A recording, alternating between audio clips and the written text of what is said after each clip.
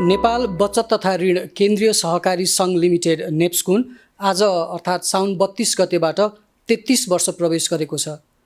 33औं स्थापना दिवस मनाइरहेको नेप्स्कुनलाई मन्त्रीज्यूको शुभकामना कस्तो छ? नेपाल बचत तथा ऋण सहकारी संस्था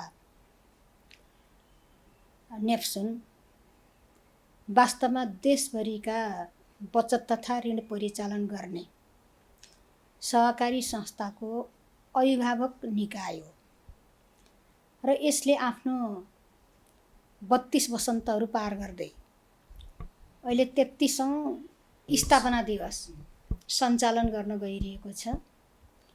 मैले पहिलो नम्बरमा हार्दिक बधाई यसका सञ्चालकहरू, स्थापना कालका सदस्यज्यूहरू वा स्थापनाकर्ताहरू र सम्पूर्ण देशभरिका यसका शेयर सदस्यज्यूहरू सबैलाई मैले पहिलो नम्बरमा हार्दिक बधाई भन्न चाहन्छु र यो संस्थाको आगामी कार्यकाल सफलतापूर्वक ढङ्गले सम्पन्न हुन सकोस्।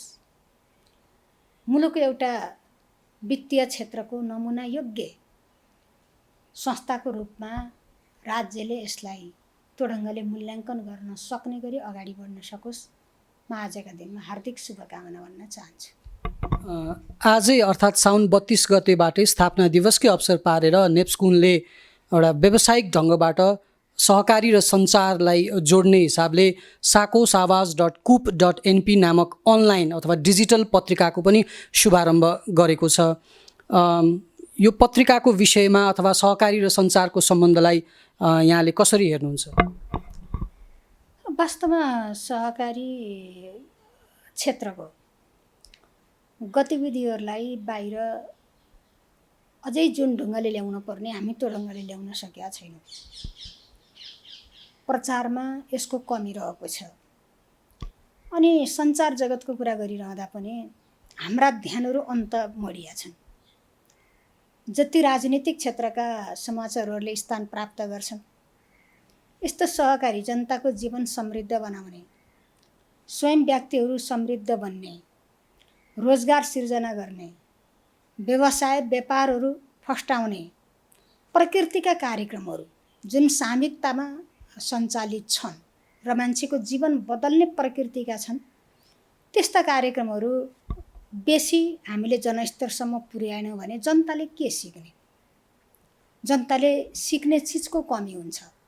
तसर्थ समृद्ध नेपाल सुखी नेपाली भन्ने हामीले जुन खालको दीर्घकालीन लक्ष्यका साथ यो सरकार अगाडि बढिरहेको छ, सहकारीले त्यो क्षेत्रतर्फ जति हात हालेको छ, जति गतिविधि सञ्चालन भएको छ, त्यो तल तल जनस्तरसम्म पुर्याउन जरुरी छ।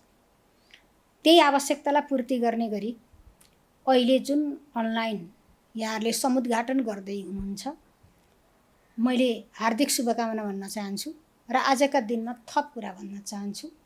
सहकारीबाट भएका आय आर्जनसित जोडिएका, व्यवसायसित जोडिएका, रोजगारीसित जोडिएका, आर्थिक आर्जन गर्दै जीवन समृद्ध बनाउने विषय वस्तुहरूलाई बेसीभन्दा बेसी जनस्तरमा लैजानको निम्ति यो सफल होस्। अब मन्त्रीज्यूले यो मन्त्रालय भूमि व्यवस्था, सहकारी तथा गरिबी निवारण मन्त्रालयको जिम्मेवारी सम्हाल्नु भएको पनि 2 वर्ष कटिसकेको छ। यो बिचमा नेप्स्कुन सहकारी अभियान सङ्घको सम्बन्ध, खास गरी वित्तीय सहकारीको अभिभावक सङ्घको रूपमा नेप्स्कुन रहेको छ। यो सङ्घको सम्बन्धलाई यहाँले कसरी मूल्याङ्कन गर्नुहुन्छ? वास्तवमा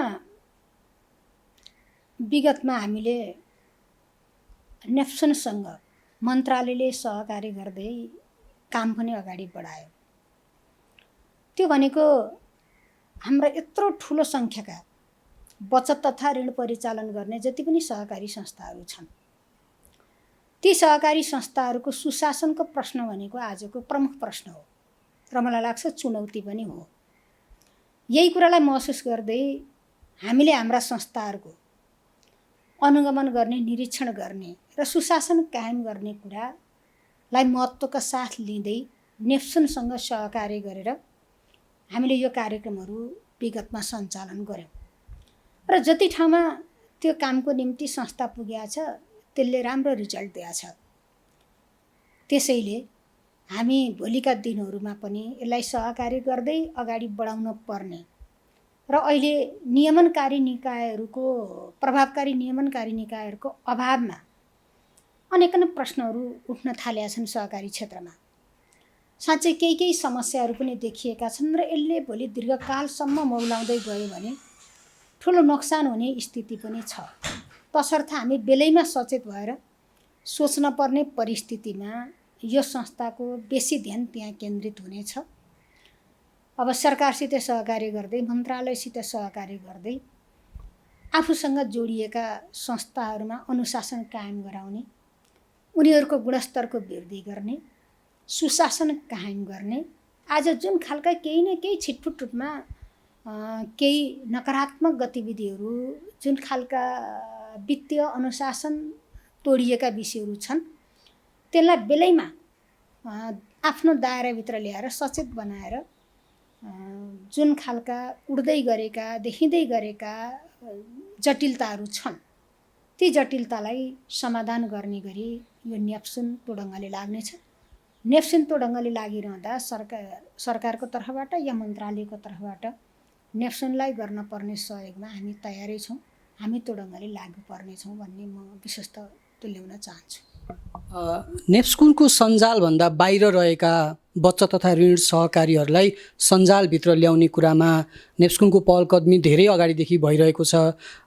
अनुशासन अथवा सुशासनको, पारदर्शिताको, इमान्दारीको कुरा गर्नुभयो। यो सञ्जालभित्र रहेका सबै सहकारी संस्थाहरू एउटा एक खालको सुशासनको उसमा चलेको हामीले पाएका छौँ।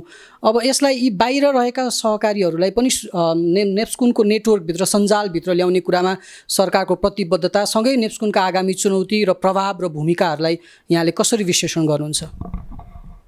हामीले समग्र सहकारी क्षेत्रको नै बारेमा सोचाइ बनाउनु पर्नेछ। एउटा घटकको पनि सोच्नु पर्नेछ। यी घटक सङ्गठनहरूलाई कसरी व्यवस्थित गर्ने भन्ने सन्दर्भमा पनि, त्यसका साथमा समग्र सहकारी क्षेत्रलाई व्यवस्थित गर्ने, समग्र सहकारी क्षेत्रको सुशासन कायम गर्ने प्रश्न आजको प्रमुख प्रश्न स्वाभाविक रूपमा छ। त्यसैले हामीले दुई ढङ्गले सोच्यौँ। पहिलो नम्बरमा वित्तीय कारोबार गर्ने संस्थामा गडबडी देखिनु भनेको राम्रो कुरा होइन। व्यथिति देखिने कुराले भोलि राम्रो सङ्केत गरेको होइन। त्यसको निम्ति हामीले अनुगमनको कुरा त गऱ्यौँ, निरीक्षणको कुरा त गऱ्यौँ, तर सरकारको तर्फबाट हाम्रो अनुगमन, यो नियमनकारी निकाय भनेको त सहकारी विभाग नै हो। अब सहकारी विभागको दक्षता के छ? हामीले दक्षताको कुरा गर्दाखेरि सहकारी विभागको दक्षता, सहकारी विभागको स्रोत, सहकारी विभागको क्षमता या साधन, त्यो चिजलाई हेर्दा यति धेरै संस्थाहरूलाई निगरानी राखेर नियमन गरेर व्यवस्थित गर्नको निम्ति त्यहाँनिर एउटा समस्या छ। अब अर्को हामीले बुझेको कुरा के हो भने, हामी कहाँको नियमनकारी निकायमध्ये राष्ट्र ब्याङ्क सबभन्दा प्रभावकारी हो भन्ने छ। राष्ट्र ब्याङ्कले हामी केन्द्रीय स्तरमा त गर्छौँ, यत्रो ठुलो सङ्ख्यामा तल जान सक्दैनौँ भनिरहेछ। अब यस्तो अवस्थामा हामीले के भन्यौँ भन्दा सहकारी भनेको स्वनियमकारी संस्था हो भन्यौँ। अब त्यो भन्न त भनेका छौँ, किनभने राज्यको त्यति राम्रो खालको नेटवर्कको रूपमा नियमनको निम्ति जाने नभएपछि स्वनियमनलाई हामीले प्राथमिकतामा राख्नुपर्छ। सहकारी भनेको कसैले नियमन गरिदिन्छ भन्दा स्वनियमनकारी निकाय हो, त्यो ढङ्गले तपाईँहरू उत्प्रेरित भएर लाग्नुहोस् है भन्यौँ। त्यो पनि हामीले स्पष्ट रूपमा उल्लेख गरेका छौँ।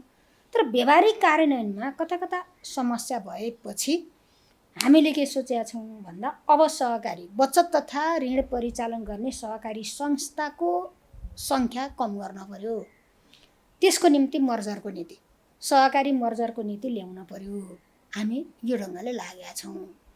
त्यो पनि जुन ढङ्गले हुनपर्ने हो त्यो खालको भइरहेको छैन। यसलाई अलि तदारकताका साथ अगाडि लैजान पर्नेछ। दोस्रो भनेको बचत तथा ऋण परिचालन गर्ने सहकारी संस्थाको सञ्चालन गर्ने छुट्टै ऐन बनाउन पर्यो। यसलाई पनि मूर्त रूप लिएर हामीले गइयो भने अलि व्यवस्थित गर्नको निम्ति सजिलो हुन्छ। तेस्रो कुरा हामीले के गर्दैछौँ भन्दा, को मिस प्रणालीमा हाम्रा सबै सहकारी संस्थालाई सम्बद्ध गर्न पर्यो। त्यहाँ संलग्न गरेर सबैको डेटा आइसकेपछि सबै खालका सहकारी संस्थाहरूको के छ अवस्था भन्ने विवरण जे चाहिन्छ त्यो चिज त्यहाँ देखिने प्रविधिको विकास गरिसकेपछि त्यो प्रविधिको माध्यमबाट पनि हामीले यो चिजलाई परिपूर्ति गर्न सक्छौँ भन्ने छ। चौथो कुरा, सङ्घीयतासँगै सहकारीको कार्यक्षेत्र के हो भन्ने कुरा त हामीले त बाँड्यौँ। स्थानीय तहले के गर्ने, प्रदेशले के गर्ने, सङ्घले के गर्ने भनिसकेपछि अब उत्तरदायित्वको प्रश्न हो। हस्तान्तरण त भयो, सहकारीहरू हस्तान्तरण भयो, हस्तान्तरणसँगै त्यो खालको जिम्मेवारी बोधका साथ यसलाई परिचालन गर्ने कुरा स्थानीय तहबाट पनि हुन सकेका छैन। प्रदेश लेभलमा पनि त्यो खालको प्रभावकारी संयन्त्रको अभावमा अल्मलिएको अवस्था छ। अब नयाँ व्यवस्थासँगै नयाँ संरचना खडा गरेर हामीले स्थानीय तहलाई पनि तपाईँहरूका अधिकार यो हो, यति बेलादेखि नै यो चिज गयो, यसलाई राम्रो ढङ्गले तपाईँले दर्ता गर्ने, खारेज गर्ने या अनुगमन गर्ने, निरीक्षण गर्ने, नियमन गर्ने अधिकार जति सबै तपाईँको क्षेत्राधिकारभित्रका कुरा हुनै, यो पालिकाभित्र कार्यक्षेत्र भएको सहकारी तपाईँको जिम्मा हो भन्ने कुरामा फेरि ध्यानाकर्षण गराउँ भनेर अहिले भर्खरै हामीले ध्यानाकर्षण पत्र फेरि पठाउने कुरा गरिरहेछौँ विभाग मार्फत। त्यसले पनि थोरै गर्ला। अब पाँचौँ कुरा के छ, जुन सहकारी हेर्ने भनेर स्थानीय तहमा खटाइएका कर्मचारीहरू हुनुहुन्छ उहाँहरूमा सहकारीको ज्ञान कमी छ। सहकारीको ज्ञान कमी भएको हुँदा पनि यो सहकारी कसरी चलाउने, कस्तो नीति बनाउने, कस्तो विधि बनाउने, होइन, कसरी यसलाई अगाडि बढाउने भन्ने खालको दुविधा छ। त्यसैले अबका तालिम तिनलाई फोकस गरेर गर्न पर्यो।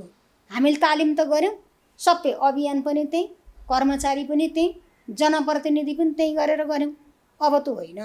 अब जुन जुन पालिकाबाट सहकारी हेर्नको निम्ति छुट्याइएको कर्मचारी हुनुहुन्छ उहाँहरूको सहकारी क्षेत्रमा ज्ञान आर्जन गर्ने गरी, दक्षता वृद्धि गर्ने गरी हामीले उहाँहरूलाई प्रशिक्षण दिन पर्यो, तालिम दिन पर्यो र अनि बल्ल त्यो काममा लगाउन पर्यो भन्ने हिसाबले हामी अगाडि बढेका छौँ। र यो ढङ्गले जाँदाखेरि पनि अबका हाम्रा जिम्मेवारीहरू पुरा गर्न सकिन्छ भन्ने नै हो। त्यसैले छरिएर रहेकाको हकमा पनि प्रश्न यही हो।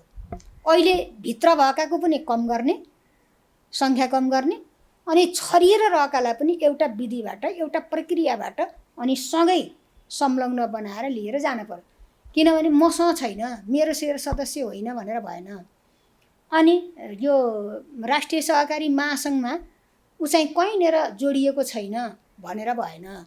आम मान्छेको बुझाइ के हुन्छ भन्दा हामीसित नजोडिएका राष्ट्रिय सहकारी महासङ्घको छाताभित्र नपरेका विभिन्न हाम्रा संस्थाहरू छन् भने पनि त्यो संस्थामा बदमासी भयो भने यो राम्रो गर्ने संस्थालाई पनि प्रश्न उठ्छ। त्यसैले स्वतन्त्रतापूर्वक कहीँ न कहीँ उहाँलाई नजेलिकन छोडिदिने कुरा त गर्नै हुँदैन, जेल्नै पर्छ, अनुशासनमा ल्याउनै पर्छ, साङ्लोमा बान्नै पर्छ। यो कुरामा अभियानहरूले विशेष ध्यान दिनुपर्छ भन्ने मलाई लाग्छ। मन्त्रीजीले 2-3वटा एकदमै महत्त्वपूर्ण कुराहरू उठाउनुभयो। मर्जरको कुरा भयो, सुशासनका कुराहरू, स्थानीय तहमा सहकारीको भूमिका प्रभावकारी बनाउने कुराहरू गर्नुभयो। नेप्स्कुनले चाहिँ राष्ट्रिय र अन्तर्राष्ट्रिय स्तरीकरण कार्यक्रमहरू अब सञ्चालन गरिरहेको छ। एसियाली स्तरको पनि गरिरहेछ, राष्ट्रिय स्तरको प्रोबेसन सहकारी मन्त्रालयसँग मिलेर गरिरहेको छ। त्यो सुशासनका मापदण्डहरू छन्, त्यहाँ एउटा विधि नीति र प्रक्रियामा चल्नुपर्ने कुराहरू छन्। त्यो भित्र आबद्ध भइसकेपछि भएकालाई पनि कम गर्ने र तिनीहरूलाई चाहिँ एउटा एक खालको सुशासनको पद्धतिमा ल्याउने कुराहरू छन्। ठ्याक्कै अर्को कुरा यहाँले उठाउनुभयो, छुट्टै जुन नेप्स्कुनले धेरै वर्षदेखि यसमा लबिङ गरिरहेको छ, बहस पैरवी साकोस ऐन अथवा बचत तथा ऋण सहकारी ऐन छुट्टै भइदियो भने त्यसको नियमन अनुगमन सुपरिवेक्षण गर्न सजिलो हुन्छ भन्ने कुरा छ। ठ्याक्कै यहाँले उठाइदिएपछि मलाई प्रश्न सोध्न मन लाग्यो, यो कहाँ पुगेको छ, के छ यसको सम्बन्धमा छुट्टै साकोस ऐनलाई चाहिँ ल्याउने विषयमा? यो विषयमा म आइसकेपछि मैले यसलाई सकारात्मक ढङ्गले लिएर अगाडि बढाउँ भनेको छु। अब नेप्सुनको तर्फबाट आफ्नो सुझावको रूपमा उहाँले प्रतिवेदन पेश गरि पनि सक्नु भएको छ। मस्यौदा प्रतिवेदनको रूपमा केही सुझावहरू पनि पेश गरिसक्नु भएको छ। अब मन्त्रालयको तर्फबाट अब सहकारी ऐन जुन आज हामी सहकारीलाई अगाडि बढाउन खोजेका छौँ त्यो दिशातर्फ लैजानको निम्ति बाधक छ भनेपछि त्यो काम र यो काममा अलिकति छलफल गर्नुपर्ने देखियो। सहकारी ऐन संशोधन गर्ने कि अनि बचत तथा ऋण परिचालनवाला छुट्टै ऐन ल्याउने भन्दा यहाँ अलिकति छलफलको आवश्यकता भइसकेपछि अभियानहरूको बिचमा छलफल चलिरहेछ। मैले त यो संशोधन गर्ने कुरा पनि छिटो गरौँ भनेरै म जहाँ पनि बोलेको छु, निर्देशन पनि दिइरहेको छु। यो जुन बचतवाला ऐन हो यसलाई पनि अगाडि बढाउनुहोस् भनेर मैले निर्देशन दिइरहेको छु। अहिलेसम्म बाहिर आइसक्नु पर्ने हो, त्यो आउन सकेको छैन। अब यो दुवै चिजलाई अगाडि बढाउनु पर्ने आवश्यकता मैले देखेको छु। मन्त्रीजीले एकदम राम्रो कुरा गर्नुभयो, हामी त्यसको अपेक्षामा छौँ लाग्छ। अब यो चाँडै यस विषयमा पहल कदमी अलि ठोस रूपमा यो कार्यान्वयनमा आउँछ होला।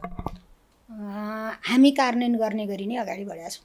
अब अहिलेको यो कोभिड-19 भनौँ न, यो महामारीको कुरा, अब जसले यो लकडाउन या चैत 11 पछाडि विभिन्न किसिमका रूपमा लकडाउन अथवा बन्दाबन्दी चलिरहेको अवस्थामा सहकारीको भूमिका, यो बिचमा केही आशंकाहरू पनि उब्जेका थिए। तरलताको सङ्कट उत्पन्न होला अथवा सहकारीबाट पैसा धेरै बाहिर जाला अथवा मान्छेहरूको भरोसा कम होला भन्ने खालको लागेको थियो। तर त्यसको ठिक विपरीत देखियो। तरलता एकदमै अवस्था राम्रो, मान्छेको सञ्चिति एकदमै राम्रो देखियो। सहकारीको भूमिका यो बिचमा चाहिँ कस्तो पाउनुभयो यहाँले? वास्तवमा कोभिड-19 जतिखेर सुरु भयो त्यतिखेर हामीसँग यो नयाँ चिज भएको हुँदा अलि बेसी त्रास पनि भयो। त्यो त्रासका बिचमा हामीले जे आकलन गरेका थियौँ त्यो दिशातर्फ जान्छ कि भन्ने कुरालाई बेलैमा सचेतनतापूर्वक अभियान चलाउन पर्छ भनेर सहकारीहरूको तर्फबाट स्वयं पनि पहल कदमी भयो। त्यसको नेतृत्व राष्ट्रिय सहकारी महासङ्घले गर्यो र हाम्रा केन्द्रीय सङ्घहरू समेत सम्मिलित भएर अब यो विषम परिस्थितिमा सहकारीले खेल्न पर्ने भूमिका के हो भन्ने ढङ्गले विशेषतः किसानहरूसित केन्द्रित भएर सहकारीबाट उत्पादित वस्तुहरू बजारमा कसरी ल्याउने, लकडाउनको अवस्थामा किसानहरूको लगानी परिसकेको छ। अब बजारमा नपुर्याइकन अब किसानहरूको उत्पादन सबै खेर जाँदा निराश भएर जाने परिस्थिति बन्छ भन्ने कुरामा उहाँहरू बेलैमा सचेत भएर छलफल गर्नुभयो, केही कार्ययोजना नै बनाउनु भयो। अनि हामीले विभागको मार्फत पनि यो सङ्क्रमणमा हामी कसरी परिचालित हुने त, यो विषम परिस्थितिमा राहतका क्षेत्रमा अनि अगाडि व्यक्त गरिएका क्षेत्रमा हामी कसरी अगाडि बढ्ने त भन्ने सन्दर्भमा हामीले 5-6वटा मुद्दामा पनि परिपत्र गऱ्यौँ। सेवा प्रवाह कसरी गर्ने हो, उत्पादित वस्तुको बजारको व्यवस्था कसरी गर्ने हो, अनि आफ्ना सेयर सदस्यहरूलाई सङ्क्रमण भयो भने उपचार राहतको प्रबन्ध कसरी गर्ने हो, यो सन्दर्भमा पनि हामीले स्पष्ट रूपमा निर्देशन विभाग मार्फत गऱ्यौँ। र पछिल्लो समयमा के गर्यौँ भने के भयो त, अवस्था के भयो त, 2 महिनाको 2.5 महिनाको लकडाउनको अवधिमा हाम्रो सहकारी क्षेत्रको अवस्था के हो भनेर हामीले त्यसको मूल्याङ्कन पनि गऱ्यौँ। गर्दाखेरि सोचेभन्दा राम्रो देखियो। हामीले जे होला, जे विकराल परिस्थिति सिर्जना होला भन्ने हामीलाई परेको थियो त्योभन्दा फरक खालको रिजल्ट हामीले देख्यौँ र हामी खुसी भयौँ। त्यसैले सहकारीहरूले पनि त्यो विषम परिस्थितिमा यो क्षेत्र आएका जे चुनौती थिए चुनौतीलाई सामना गर्नको निम्ति सक्दो प्रयत्न गर्नुभयो। त्यो पाटो प्रशंसनीय छ। अनि समग्र आर्थिक अवस्था के भयो भनेर हेर्दा पनि बचतमा घट्ने परिस्थिति बनेन। मोबिलाइजको कुरा हो, परिचालनको कुरा हो। परिचालन त स्वभावले जम्मै ठप्प भएको बेलामा सहकारीमा पनि भयो, तर तुलनामा सहकारीको कमजोर देखिएन। यो धेरै राम्रो कुरा हो। यसको पछाडि हाम्रा सहकारी कर्मीहरू, हाम्रा अभियानहरू, हाम्रा यी केन्द्रीय सङ्घ महासङ्घ यी सबैको भूमिका महत्त्वपूर्ण छ। भन्ने मैले ठानेको छु। मन्त्रीजीले बचत परिचालनको कुरा अथवा ऋण लगानीको कुरा गर्नुभयो। चालु आर्थिक वर्षको बजेटमा पनि कृषि र युवा स्वरोजगार का कार्यक्रमहरूमा चाहिँ सहकारीलाई जोड्ने अथवा सहकारी मार्फत परिचालन गर्ने कुराहरू एकदम आएको छ। यो विषयमा चाहिँ सहकारीहरूलाई त्यतातिर मोड्ने तर्फमा चाहिँ मन्त्रालयले अथवा मन्त्रीज्यूको तर्फबाट पहल कदमीहरू के भइरहेको छ, हामी के गरिरहेका छौँ? हामीले उत्पादनमा जोड्नको निम्ति मन्त्रालयको तर्फबाट हामीले सहकारी बजार विकास कार्यक्रम लागू गरेका छौँ। त्यो भनेको के हो भने सहकारी क्षेत्रलाई उत्पादनमा लाग्नको निम्ति प्रेरित गर्नकै निम्ति हो। किनभने उत्पादनको समस्या आज देखिया छैन, बिस्तारै त्यो बढ्दै बढ्दै बढ्दै बढ्दै गएको छ। सहकारीहरू मार्फत नै केही गरौँ भनेर त्यो बढ्दै गएको देखिन्छ। नमुना योग्य नै छ। हाम्रै मुलुकको कुरा गर्दा पनि साँच्चै भनियो भने मुलुकको आर्थिक विकासको निम्ति जुन खालको सहकारीहरूले गतिविधि गरेका छन् त्यो नमुना योग्य चिज नै छ। त्यो बढोत्तरी हुँदै जाने अवस्थामै हामीले देखेका छौँ। त्यसैले जब उत्पादनको कुरा समस्या छैन, त्यो दिशातर्फ प्रेरित भइरहेछ भने अब धेरै मान्छेलाई विश्वासमा लिएर प्रेरित गरेर उत्पादनमा जोड्नको निम्ति उत्पादित वस्तुको बजारको समस्याको समाधान गर्दैन पर्यो। बजारको सुनिश्चितता भएपछि नै बेसी उत्पादनसँग मान्छे जोडिन्छ भनेर नि यो हामीले सुरु गरे हो। अब यसलाई व्यापक बनाउन जरुरी छ। हामीले ठाउँ ठाउँमा स्टलहरू राख्ने, ठाउँ ठाउँमा सङ्कलन केन्द्रहरू राख्ने, तपाईँ जति सक्नुहुन्छ ठुल्ठुलो स्केलमा तपाईँहरू उत्पादन गर्नुहोस्, बजारको कुराको जिम्मा हामी लिन्छौँ है भन्ने कुराले जनतालाई विश्वस्त तुल्याउने काम पनि त्यो ढङ्गले गर्ने हो भने अब त्यो हामीले जे चाहेका छौँ त्यो चिज प्राप्त हुने गरी नै मुभमेन्ट त्यतातिर गइरहेको, मानिसहरूको मानसिकता त्यो ढङ्गले बनिरहेको हामीले देखेका छौँ। त्यसैले यसलाई अझै व्यापक बनाउन पर्यो भनेर हामी लागि परेका छौँ। सरकारको तर्फबाट स्वयं कृषि मन्त्रालयले पनि यो चिजको खोजी गरिरहेछ। उसले पनि नयाँ ढङ्गले जाने जमर्को गरेका छ। हामीले यहीँ माथि पनि एउटा ठुलो सङ्कलन केन्द्र बनाउने भनेर हाम्रो सहकारी मन्त्रालय र अनि कृषि मन्त्रालय पनि हामी त्यो ठाउँको खोजीमा, त्यो सङ्कलन केन्द्रहरू निर्माण गर्ने ठाउँको खोजीमा छौँ। अभियानहरूले पनि ठाउँको खोजी गरिरहनु भएको छ। त्यसैले हामी सही बाटोतिर लाग्नको निम्ति प्रेरित गर्ने काम सरकारको तर्फबाट नि भएको छ। अभियानहरू पनि बिस्तारै त्यो दिशातर्फ आफ्ना सदस्यहरूलाई डोर्याउँदै हुनुहुन्छ। अब संविधान त सहकारी एउटा राष्ट्रिय अर्थतन्त्रको एउटा खम्बा को रूपमा पहिचान प्राप्त गरिसकेको छ। तर व्यावहारिक रूपमा अभियानबाट पनि बेला बेलामा प्रश्नहरू उठ्छ। सहकारीलाई हेर्ने दृष्टिकोण, राज्यका दृष्टिकोणहरू त्यति सोचे अनुरूप भएको छैन कि जस्तो पनि कहिलेकाहीँ आवाजहरू उठ्ने गरेका छौँ। सहकारीलाई जुन संविधानले मान्यता दिए पनि व्यावहारिक रूपमा चाहिँ त्यो त्यति राज्यको आँखा नपरेको जस्तो महसुस भएको छ। के लाग्छ यहाँलाई चाहिँ? वास्तवमा त्यस्तो होइन। किन त्यस्तो होइन भने संविधानमा हामीले तीनवटा अर्थतन्त्रका 3 खम्बा, त्यो भित्रको एउटा सहकारी नभएको भए आज सहकारी आन्दोलन यो रूपमा प्रकट हुनै सक्थेन। राज्यले माया गरेर नै, राज्यले त्यो महत्त्व दिएका कारणले नै आज सहकारीको महत्त्व बढेको छ, गरिमा बढेको छ र यो उचाइमा सहकारी आछ। त्यसैले राज्यले नहेरेर होइन, राज्यले हेरेका कारणले, राज्यले महत्त्व दिएकै कारणले यो ठाउँमा आएको। त्यो दिएको त हामीले हो। हामी हिजोदेखि त्यो ढङ्गले संविधान निर्माणको कालमा पनि लडिरहे आएका छौँ। त्यो खालको परिस्थिति हो। अब अर्को कुरा के छ भन्नु होला भने सहकारी क्षेत्रबाट राज्यले अपेक्षा गरेका छ। आज हामीले कुल ग्रास्थ उत्पादनमा सहकारीको योगदान कति छ भनेर हेर्दाखेरि हामी बल गर्न पर्ने ठाउँमा छौँ है, बल गर्न पर्ने ठाउँमा छौँ। त्यसैले त्यो वृद्धि गर्ने, त्यसको बढोत्तरी गर्ने दिशातर्फ सहकारीका गतिविधि हुन्। राज्यले यो कुरो चाहेको छ एउटा। अर्को कुरा हामीले के चाहन्छौँ भन्दा समाज र नागरिकले साँच्चै अनुभूति गर्ने गरी नै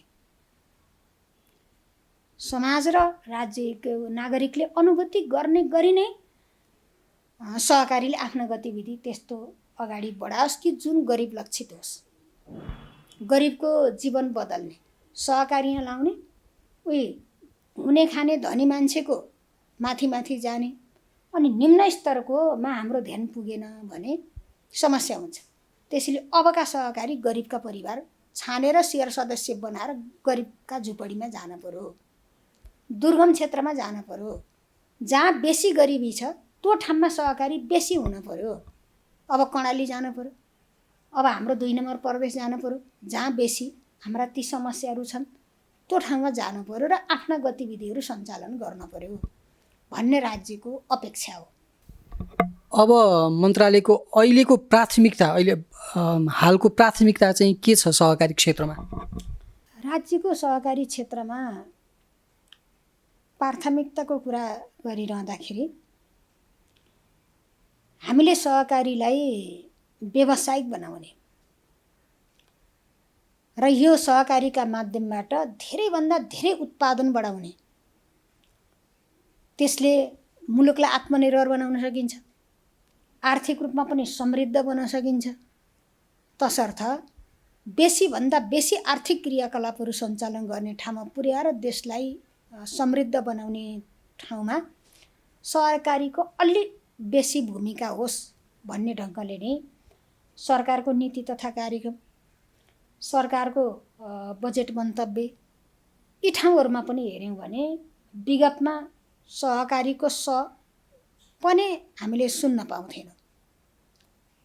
अनि अलि पछिल्ला समयमा कम थियो भने अहिले यो झन् यो पछाडिका हेर्नुभयो भने यही 2वटा आर्थिक वर्षमा पनि, अघिल्लो आर्थिक वर्षमा भन्दा यो आर्थिक वर्षमा अझ बेसी महत्त्व दिएर हामीले सहकारी क्षेत्रलाई सम्बोधन गर्दै यसरी अगाडि बढाउने हो है भन्ने ढङ्गले अगाडि बढाएको छौँ। अब सहकारीमा लागेका साथीहरू, सहकारी कर्मीहरू पनि लाग्नुभयो, राज्य पनि लाग्यो। हामीले किसानहरूका विगतका ऋण मिना गर्नेदेखि लिएर अब किसानहरूलाई हामीले राजस्व छुट दिने, कृषिबाट उत्पादित वस्तुको राजस्व छुट दिनेदेखि कुरा लिएर अब सबैलाई त्यही ठुल्ठुलाले मात्रै चलाउने, सानाले चलाउन नसक्ने नहोस् भनेर यो संस्था ठुलाको मात्रै होइन सानाको पनि हो भन्नको निम्ति सन्दर्भ ब्याज दर निर्धारण गर्नेदेखि लिएर एकरूपता कायम गरेर हामी अब कर्मैसँग यसलाई व्यवस्थित गर्ने गरी सरकारले ध्यान दिएर नै हामी लागेका छौँ। ठुल्ठुला सहकारीले बनाउने कोल्ड स्टोरमा हाम्रो लगानी छ, व्यावसायिकतामा हाम्रो लगानी छ राज्यको।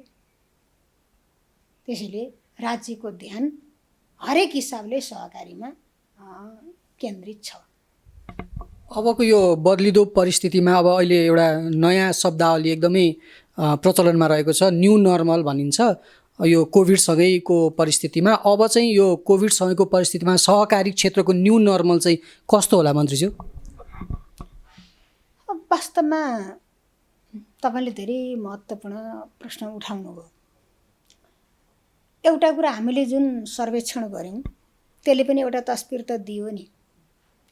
मलाई लाग्छ हामी त्यही सेरोफेरोबाटै केन्द्रित भएर नै यो अगाडि बढ्छ भन्ने नै मलाई लाग्छ। यो मन्त्रालयको जिम्मेवारी सम्हाल्नु अघि राजनीतिमा सक्रिय रूपमा लाग्दाखेरि सहकारी क्षेत्रमा लाई हेर्ने नजरिया र यो मन्त्रालयमा आइसकेपछिको नजरिया कस्तो पाउनुभयो अथवा यसलाई कसरी बुझ्नुभयो यहाँले?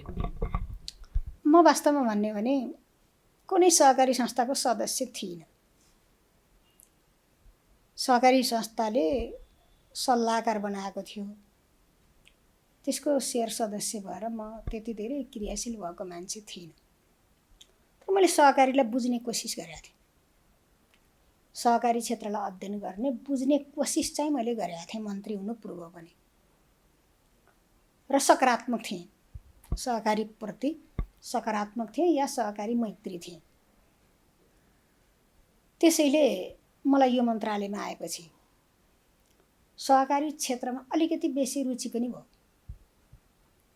सहकारी क्षेत्रको अध्ययन गर्ने, सहकारी क्षेत्रका गतिविधिहरू के छन् कसो छन् भनेर सहकारीलाई व्यवस्थित गर्न कसरी जान पर्ला भन्ने सन्दर्भमा नीतिगत कुरादेखि लिएर व्यवहारिक विषयहरू यो ढङ्गले सम्बोधन गर्न पर्छ है भन्ने ठाउँमा हामीले एक खालको स्टडी गरिसकेपछि हामी त कोसिस गरेका छौँ र अब यो आर्थिक वर्षमा त हामीले यस्तो रफ्तारमा यसलाई लग्ने गरी नै हामी जाँदैछौँ। अब अलिकति मलाई के समस्या थियो भने भूमिका क्षेत्रमा धेरै जटिलताहरू थिए जहाँबाट सिधै जनताहरू पीडित थिए। त्यसैले त्यो क्षेत्रलाई अलि पहिले व्यवस्थित गरौँ भने त्यसको नीति निर्माणदेखि लिएर एक्सनको प्लान बनाउने काममा पहिलो चरणमा लागियो। अब सहकारी क्षेत्र, अब हामीले यो आर्थिक वर्षदेखि अलि सहकारी क्षेत्रलाई विशेष महत्त्व दिएर यतातिर ध्यान केन्द्रित गरौँ है भनेर हामी अगाडि बढेका छौँ। त्यसैले दिन प्रतिदिन मेरो सहकारीप्रति एउटा दुईटा कुनै घटनाबाट प्रभावित भएर नकारात्मक सोच छैन। धेरै उलटपुलट पार्ने गरी सहकारी क्षेत्रबाट काम गर्न सकिन्छ भन्ने विश्वास छ।